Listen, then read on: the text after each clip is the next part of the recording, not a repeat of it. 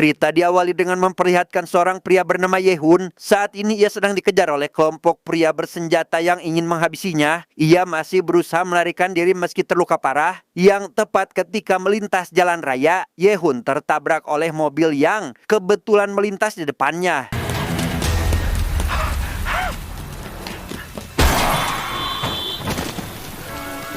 Melihat Yehun dikerumuni banyak orang, sekelompok pria yang mengejarnya memilih menghentikan pengejaran. Yehun langsung melarikan diri ke rumah sakit dan ditangani oleh seorang dokter muda bernama Taejun. Meski melihat luka tembak yang diduga terlibat tindak kejahatan, Taejun yang mengingat marwahnya sebagai dokter pun tetap mengobati Yehun tanpa ini itu terlebih dahulu.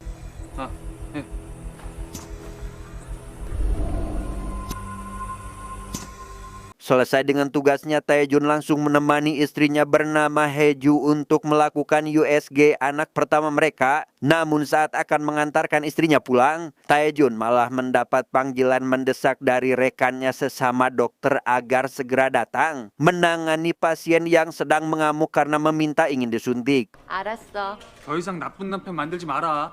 늦지나 마. Entah karena si pasien terlalu kuat atau Taejun yang terlalu lemah, si pasien berhasil membuat Taejun terjatuh ke lantai. Yang belum juga marah pada pasien tersebut, perhatian Taejun malah teralihkan dengan kehadiran seorang dokter yang mencurigakan sedang berada di tempat Yehun tanpa alasan yang jelas.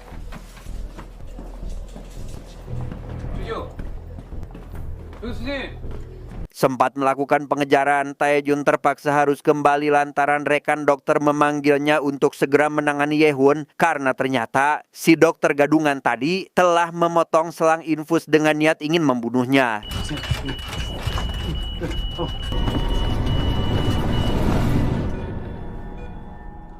Setelah menyelamatkan Yehun dari kematian, Taejun akhirnya pulang ke rumah untuk segera memberikan sebuah pin yang bisa menyala serta mengingatkan Heju agar segera meminum suplemen kehamilannya. Namun saat ia hendak akan menyiapkan suplemen tersebut, tiba-tiba 안 먹었지? 아이고. 희주야.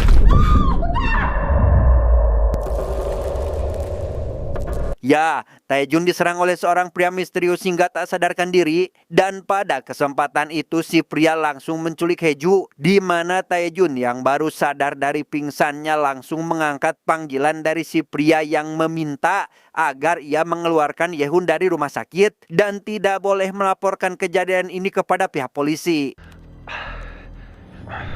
여보세요? 여보세요? 여보세요? 희주. 희주. Taejun pun langsung pergi ke rumah sakit untuk melaksanakan perintah si pria. Namun setibanya di sana, ia mendapati Yehun sudah dijaga ketat oleh pihak kepolisian. Dan menurut keterangan dari si rekan, setelah siuman, Yehun akan dipindahkan ke rumah sakit khusus pilihan pihak kepolisian. 현장에서 뭐야? 네, 접니다. 여기. Sebagai dokter yang menangani Yehun, Taejun dipanggil oleh seorang detektif bernama Yongju untuk dimintai keterangan tentang kondisi Yehun saat ini. Namun bukannya menjawab, Taejun malah beralibi hendak membawa jas dokternya terlebih dahulu yang padahal ia memasuki kamar Yehun untuk membawanya keluar. 잠시만. Di kamarnya, Yehun sedang dijaga ketat oleh seorang polisi. Taejun pun berdalih akan melakukan CT scan atau prosedur pencitraan medis yang menggabungkan sinar X dan teknologi komputer untuk menghasilkan gambar potongan melintang yang detail dari organ, tulang, dan jaringan lunak, sehingga ia harus membawa Yehun ke ruangan CT scan. Namun Pak polisi yang sedang menjaganya melarang hal itu tanpa izin atasan mereka karena ternyata Yehun merupakan seorang tersangka dari sebuah kasus pembunuhan.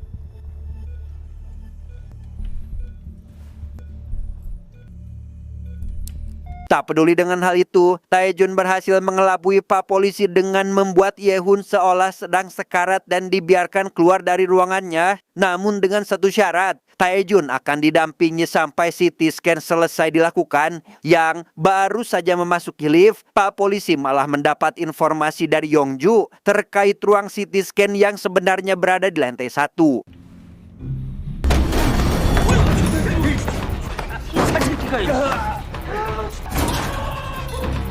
Setelah ketahuan, terjadilah aksi perkelahian antara Taejun dengan Pak Polisi yang setelah berhasil melumpuhkannya, Taejun kembali memastikan keadaan Yehun yang tanpa diduga langsung sadar dan menyerang Taejun saat itu juga.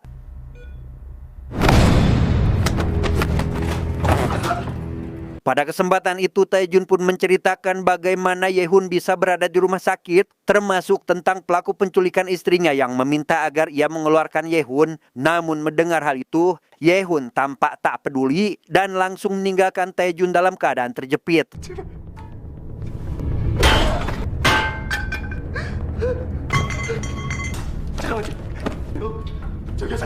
Di tengah pelariannya, Yehun akhirnya berhasil ditemukan oleh Yongju. Mereka berdua sempat terlibat aksi pertarungan hingga membuat Yehun hampir berhasil dilumpuhkan. Namun karena kekuatan Yehun lebih dominan, ia pun justru berhasil menjebak Yongju dengan borgo yang dibawanya.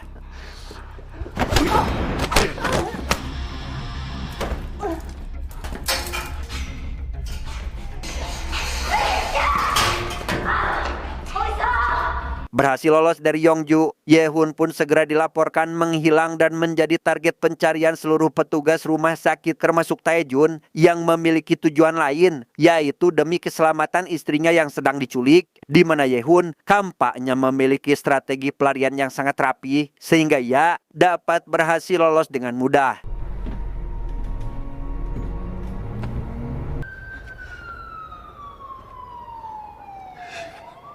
Atas kelalaian Yongju menjaga Yehun yang diduga sebagai tersangka kasus pembunuhan, atasan kepolisian menyerahkan kasus ini kepada tim penyidik umum yang dipimpin oleh seorang detektif bernama Cheol. Di sana Cheol meminta tim Yongju untuk kooperatif dan bekerja sama di bawah komandonya. Namun karena merasa timnya selalu dianggap remeh, Yongju pun berniat menyelidiki kasus itu sendiri dengan segera mendatangi TKP untuk mencari informasi.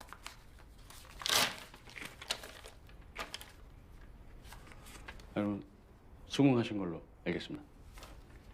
Setibanya di TKP, Yongju menemukan informasi terkait korban yang merupakan seorang presidir properti bernama Lee, di mana orang tersebut sudah ditemukan tewas dengan luka tembak di tubuhnya. Tak hanya itu, di luar gedung, Yongju menemukan bercak darah, seolah sempat terjadi baku tembak yang sangat intens.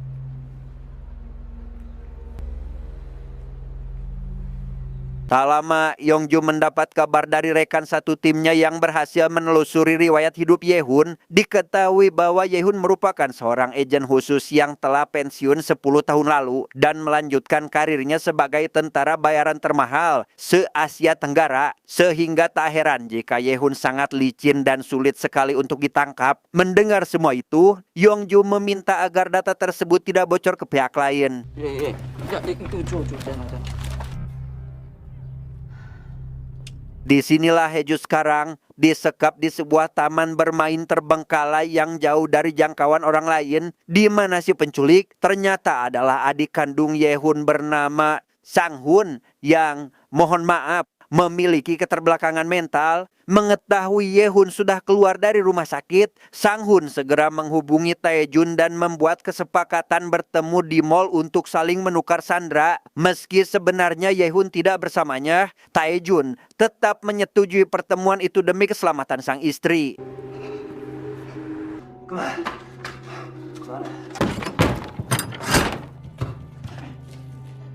Dengan ditemani seekor anjing, Yehun mulai mengobati luka tembak di perutnya. Namun tak lama, datanglah sekelompok orang yang selalu mengejarnya. Sehingga Yehun yang untuk sekarang tidak bisa melawan pun memilih untuk bersembunyi di dalam lemari. 여기가 백성원이 집 확실한 거지? 장 사장한테 직접 받았어.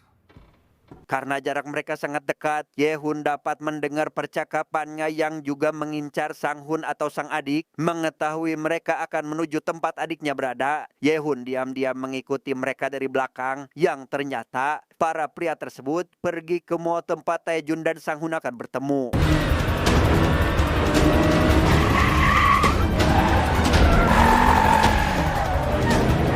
Di mall itu, Sang Hun akhirnya berhasil menemukan keberadaan Taejun. Melihatnya datang sendiri, Sang Hun langsung menanyakan di mana keberadaan Ye-hun. Namun, belum sempat Taejun menjawabnya, Sang Hun melihat sekelompok pria yang selalu mengincarnya, sehingga ia yang panik pun langsung melarikan diri dari sana.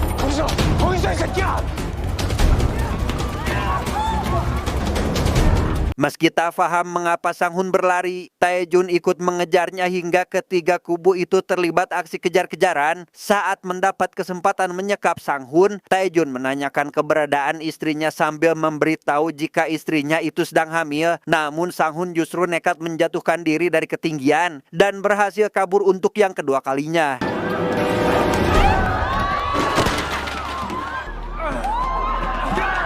Dada menangkap Sang Hun, para pria tersebut justru menangkap Taejun dan langsung membawanya ke area parkiran. Namun ketika hendak akan menghabisinya, Ye-hun akhirnya tiba dan menolong Taejun sehingga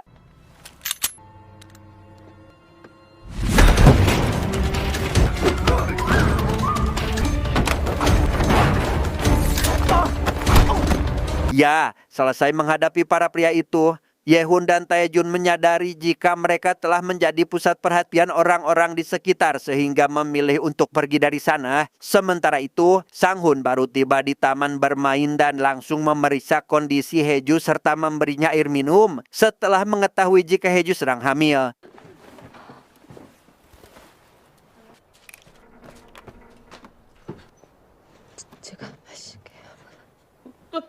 Melihat tingkah aneh Sang Hun dengan menyakiti dirinya sendiri, Hae-ju yang ternyata seorang psikolog memahami jika Sang Hun memiliki keterbelakangan mental. Ia pun berusaha menenangkannya agar tidak tantrum dan perlahan meminta Sang Hun menceritakan apa yang membuatnya gelisah seperti ini.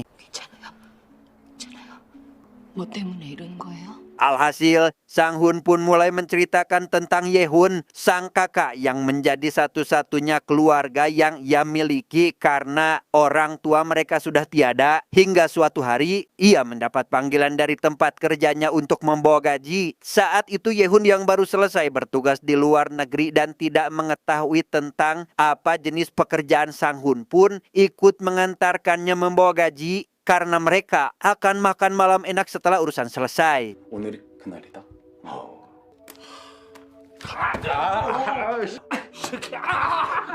Sesampainya di tempat yang dimaksud, Ye-hun dan Sang Hun sempat bermain kertas gunting batu untuk menentukan siapa yang akan membawa uangnya, di mana Ye-hun yang kalah pun akhirnya masuk ke ruangan sesuai arahan. Namun setibanya di dalam, ia justru menemukan seorang pria sudah meninggal di mejanya, yaitu Lee. Sehingga terungkaplah jika awalnya mereka mengincar Sang Hun sebagai kambing hitam untuk dijadikan tersangka.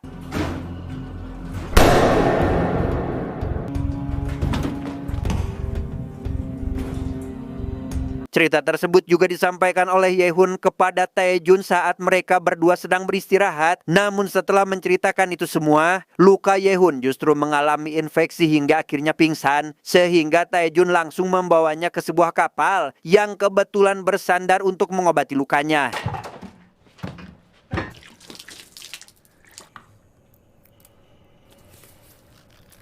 Mengingat Sang Hun mengalami keterbelakangan mental, Taejun yang khawatir jika istrinya akan disakiti pun diam-diam menghubungi Yongju yang memberitahu keberadaan Ye-hun di kapal ini. Yang setibanya Yongju di sana, Taejun menceritakan semuanya termasuk tentang sekelompok pria yang mengejar mereka, sehingga membuat Yongju curiga jika ada sesuatu yang disembunyikan dalam kasus ini. 1시간 전에 납치범을 만났는데 놓쳤습니다. 누군가 우리를 쫓고 있어요.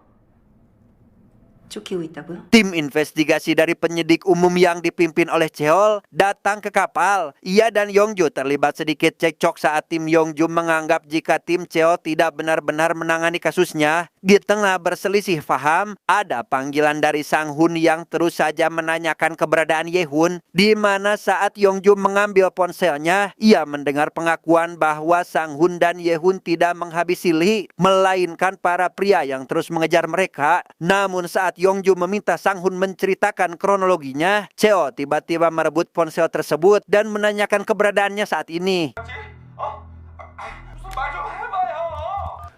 백성훈 씨, 경찰입니다. Setelah mengetahui keberadaan Sang Hun, Cheo langsung mematikan teleponnya. Tanpa diduga, datanglah dua orang pria yang selama ini mengejar Ye-hun dan Sang Hun, yang rupanya adalah para polisi yang menyamar. Mereka datang ke sana atas perintah Cheol. Khawatir kejahatannya akan terbongkar, Cheo sekonyong-konyong menghabis Yongju dari belakang.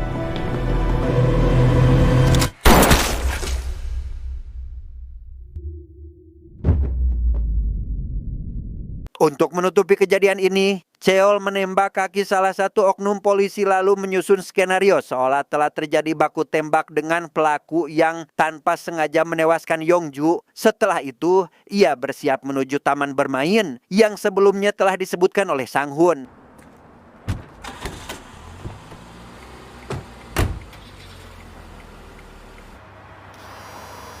Dan di sini terungkaplah jika di balik kematian Lee ada keterlibatan Cheol di dalamnya. Selama ini Cheol rupanya sering memanipulasi kasus demi uang atas perintah dari klien, di mana bayaran akan dicairkan setelah perkara yang ia tangani berhasil ditutup atau diselesaikan. 씨발놈아 일일이 신호시킬래 개새끼야. 예, 알겠습니다.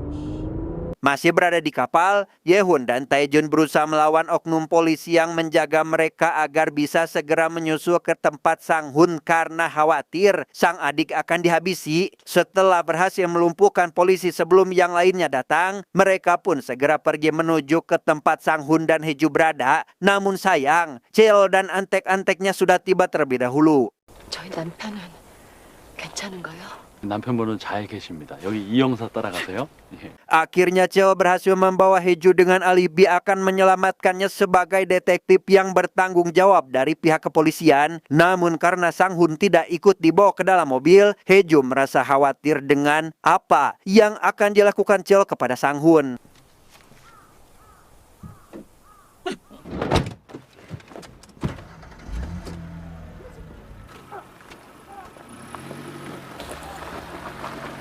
Dan benar saja, sebelum pergi, Cheo sempat menyiksa Sang Hun hingga babak belur terlebih dahulu. Yang setibanya Ye-hun dan Tae-jun di sana, mereka hanya menemukan Sang Hun sudah dalam kondisi sekarat. Yang di detik-detik terakhirnya, Sang Hun menceritakan kebaikan Hae-ju dan merasa bersalah karena telah menculiknya, sehingga ia meminta sang kakak untuk menyelamatkan Hae-ju yang sudah dibawa oleh Cheol.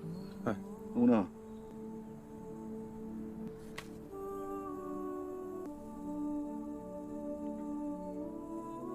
Atas kematian sang adik, Ye-hun sangat merasa terpukul karena hanya Sang Hun-lah satu-satunya keluarga yang ia miliki. Ye-hun pun berjanji akan membantu Tae-jun menyelamatkan Hae-ju sekaligus mengungkap kebenaran di balik kasus ini. Karena jika tidak, maka Sang Hun akan selamanya dicap sebagai penculik wanita hamil.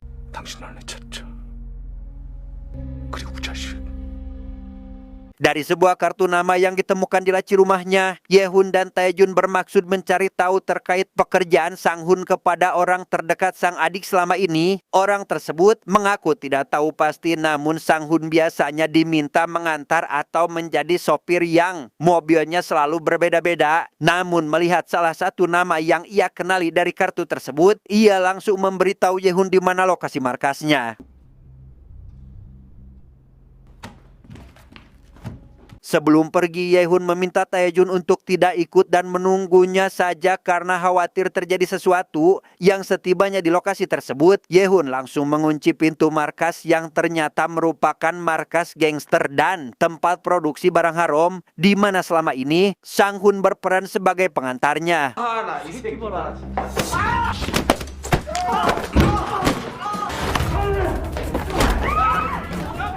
Disinilah kita akan diperkenalkan dengan kemampuan bertarung Ye-hun yang mampu melumpuhkan semua gangster seorang diri untuk mencari keberadaan bos mereka. Yang setelah melumpuhkan semuanya, Ye-hun akhirnya mendapati si bos yang langsung dibuat tak berdaya untuk menanyakan siapa polisi yang telah memfitnah Sang Hun serta apa yang sebenarnya direncanakan oleh mereka.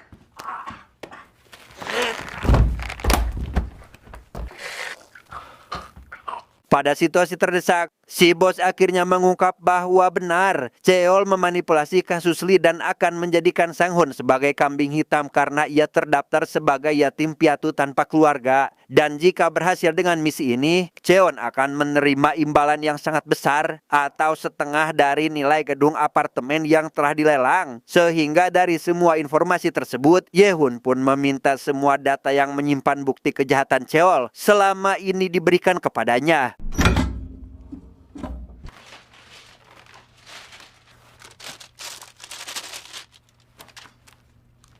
Sebelum Yehun tiba membawa barang bukti, Taejun lebih dulu menyerahkan diri ke polisi dan menjelaskan seluruh kejadian kepada rekan kerja mendiang Yongju. Jika sebenarnya Yongju dihabisi oleh Cheol yang selama ini memanipulasi kasus, ia juga mengungkap jika alat perekam milik Yongju menyala saat kejadian. Namun sebelum sempat menjelaskan lebih lanjut, Cheol datang ke ruang interogasi untuk menggantikan si rekan. 빨리 나와.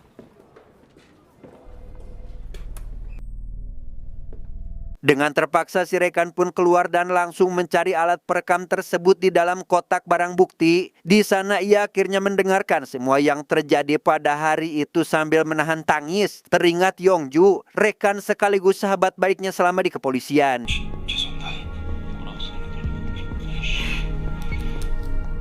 Tak lama, semua orang di kantor polisi dihebohkan dengan informasi lokasi Yehun berada. Padahal itu hanyalah akal-akalan Cheol agar para polisi di luar timnya pergi ke tempat tersebut. Sementara tim Cheol sendiri hendak akan menghabisi Haeju dan membuat seolah-olah Yehunlah pelakunya.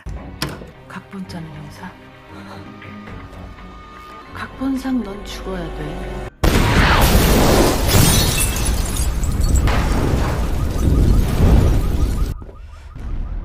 Belum jauh dari kantor, para polisi yang hendak ke lokasi Yehun berada tiba-tiba mendapat informasi jika telah terjadi ledakan bom di depan kantor yang ternyata semua itu sengaja dilakukan oleh Yehun agar tim Yongju putar balik yang ketika Cheol memarahi bawahannya karena gagal mengendalikan situasi, tiba-tiba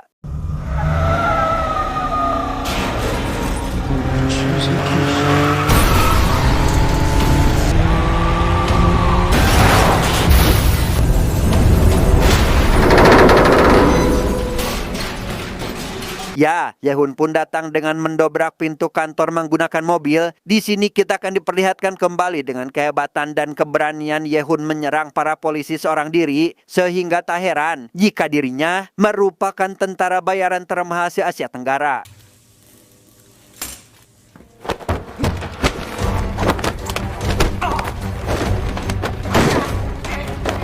Pada kesempatan itu Yehun meminta Taejun untuk mencari keberadaan Haeju sementara ia akan menahan Cheol dan antek-anteknya yang mana di luar para polisi juga berhasil menemukan bukti-bukti berupa gambar dalam serpihan ledakan atas kejadian yang dilakukan oleh Cheol selama ini.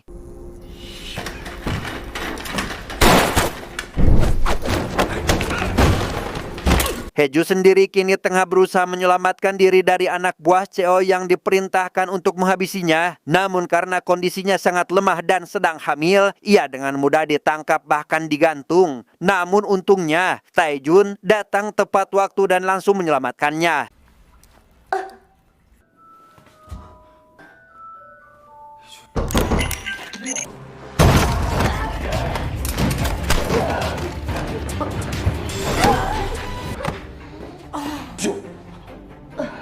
Di saat yang sama, Yehun dan Cheol masih terlibat perkelahian sengit meski keduanya terlihat mulai kelelahan. Namun Yehun yang merupakan mantan tentara bayaran tetap lebih unggul hingga sempat melepaskan amarahnya kepada Cheol sebelum akhirnya mereka dipisahkan oleh para polisi.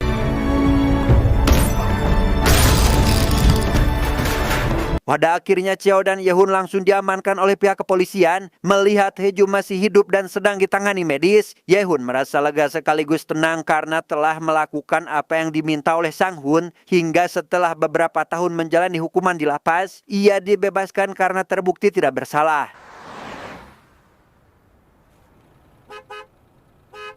Singkat cerita, setelah bebas dari penjara, Yehun dijemput oleh keluarga Taejun. Selama ini mereka juga merawat anjing peliharaan milik Yehun, di mana Taejun meminta sang anak untuk memanggil Yehun dengan sebutan paman. Sehingga akhirnya Yehun kembali merasakan yang namanya kehangatan keluarga.